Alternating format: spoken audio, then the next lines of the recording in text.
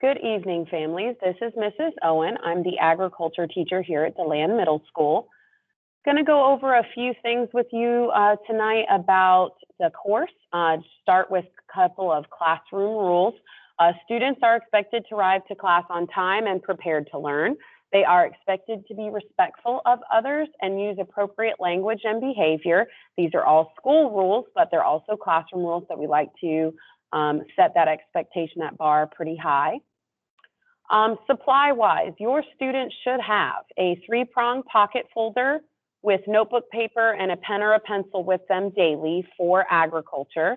Now, some students are using a one binder for all their classes organization method, which is absolutely fine as well.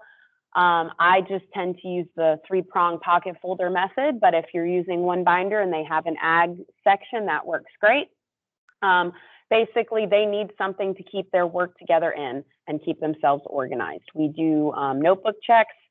We do utilize our notes and assignments on assessments, so it's super duper important for the kids to keep track of their work.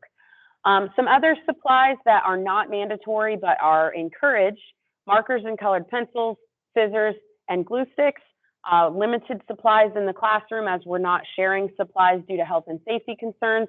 So if a student supplies their own markers or colored pencils and scissors and glue sticks, that would be best.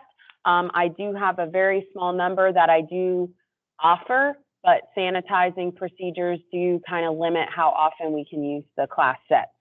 I posted electronic device as well, since we do use BYOT in this classroom, and we do utilize Canvas for our live students. Our in-person students can also utilize Canvas for assignment completion, so an electronic device would be useful if you allowed it. For my live students, they are expected to log into class on time with their mics muted but their cameras on. Please discuss this with your child if they are a live student, because we are not getting the participation with the cameras on portion. And if I can't physically see a student, how do I actually know that they are in class? Students should have a designated folder on their desktop for their agriculture assignments, per my instructions earlier in the year. They can copy guided notes documents, worksheets, and assignments that are uploaded into Canvas into that folder for them to save, complete, and then reference back during exams. Exams are timed for live students for the length of one class period, to try to limit any students from trying to go back into Canvas and looking at assignments or PowerPoints, for example, because everything we do in class is posted there.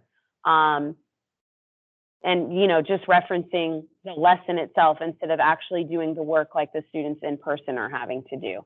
And Canvas is our learning platform. That's where their assignments are submitted. That's where their tests are completed. Everything is done through Canvas. Teams is how they meet for the actual meetings for class. Grading. Every assignment, whether it's on Canvas or it is in person, is valued at 100 points. This makes things easy, so a student knows whether they earned A, B, C, D right off the top of the bat. They aren't having to ask any questions. Summative assignments are worth 60% of their grade, and formative assignments are worth 40% of their grade. I try to put at least 3 formatives for every summative, so the summative does not overwhelm their average. So if they happen to be a bad test taker, it's not going to kill their grade in class. Students and parents should be checking Gradebook weekly for updates on their child's grades. I try to post grades weekly as well. At any time, if you have a question or a concern about your child's grade, please email me. My email is clowen@volusia.k12.fl.us. Real quick overview, these are our topics, our units that we are covering in our 3 grade level classes. So I'm not going to go into a great amount of detail because there's just too much to share in our short period of time together.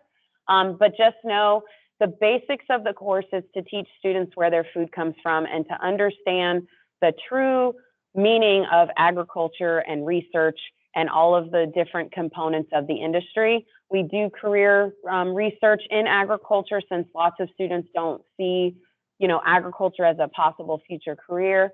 And then as you can see here, my 8th grade course is open for an industry certification exam. More information about that is included in the syllabus. But basically at the end of the school year, the students who have shown success throughout the year and shown success on their practice certification exam will be able to sit for the official industry certification exam that will lead them to possible college scholarship opportunities, employment opportunities, and the like. More details to come on that later on for my 8th grade parents. The land lab is the fancy way of saying ag farm. We have a 13-acre farm on school campus. It is behind the track. Students go out on the weekly to participate in gardening or irrigation or livestock maintenance, facility maintenance. Basically, they get the hands-on experience of what it's like to work on a farm, you know, in a limited aspect, of course. Every time we go out to the ag farm, it's a 100-point participation grade. My live students participate in the farm trips by completing a choice board activity. We've been doing that for about 5 weeks now. Assignment is uploaded on Fridays and is required to be completed and submitted to me by Sunday. Like my students at the ag farm, participation, either you do it or you don't. If a student does not participate, they get 0 points. If a student does participate, they get the full 100 points. Same with the choice board. You have until Sunday to submit. If it does not get submitted, it does log in as a 0. FFA is our student organization that is intracurricular, so it is part of our curriculum, and it is highly encouraged that all students do participate in the FFA if they are an agriculture student. It's not required because we have a $25 dues fee, but that dues fee does get them into all activities, gets them a free shirt, and gives them the opportunity to apply their learning from the classroom in some competitive real-world events. It also gives them some leadership opportunities, travel opportunities, and the like. We meet once a month on a Wednesday, and then we have other activities before school depending on what students are interested in. We do collect dues throughout the school year, and they may be paid on the school website.